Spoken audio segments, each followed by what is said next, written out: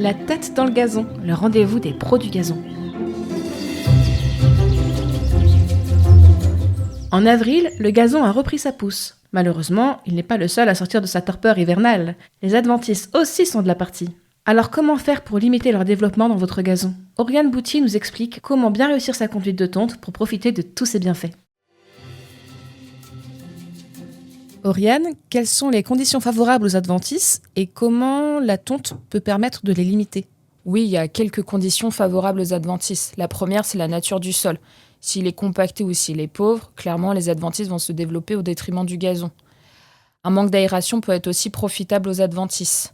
Une irrigation inadaptée, une mauvaise tonte sont aussi des conditions favorables au développement. Ici, nous allons exclusivement aborder l'aspect tonte et comment celle-ci permet de limiter donc ces adventices. Et alors, c'est quoi finalement la bonne conduite de tonte ? La bonne conduite de tonte, c'est une méthode qui est simple et efficace.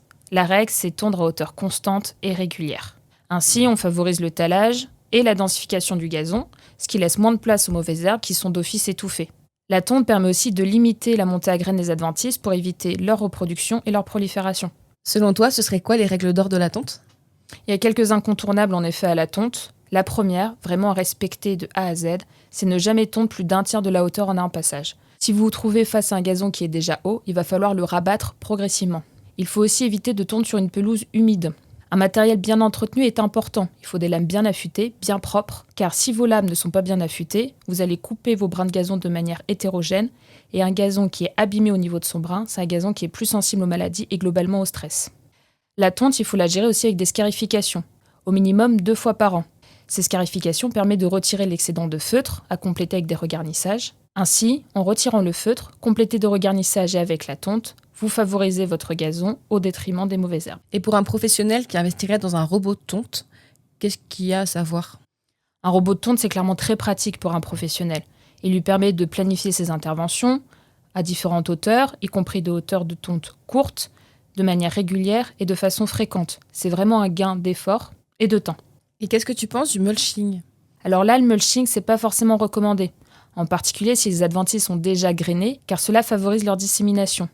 En effet, si les adventices sont grainés, les graines présentes dans le mulching vont rester en place et après elles vont pouvoir germer. Alors parmi les adventices qui sont difficiles à éliminer, il y a le pâturin annuel. Comment est-ce qu'on peut l'éviter ? Le pâturin annuel, c'est vraiment une adventice redoutable. Redoutable parce qu'elle a des stratégies d'évitement et d'évitement face à la tonte. En effet, vous pouvez venir tondre régulièrement. Au bout d'un moment, le pâturin annuel aura tendance à se développer de manière très proche au sol, ce qui rend difficile la coupe.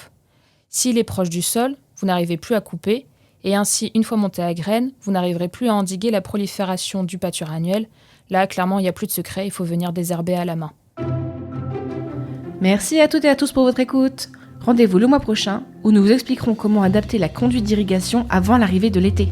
En attendant, si ce tuto vous a plu, n'hésitez pas à le partager autour de vous.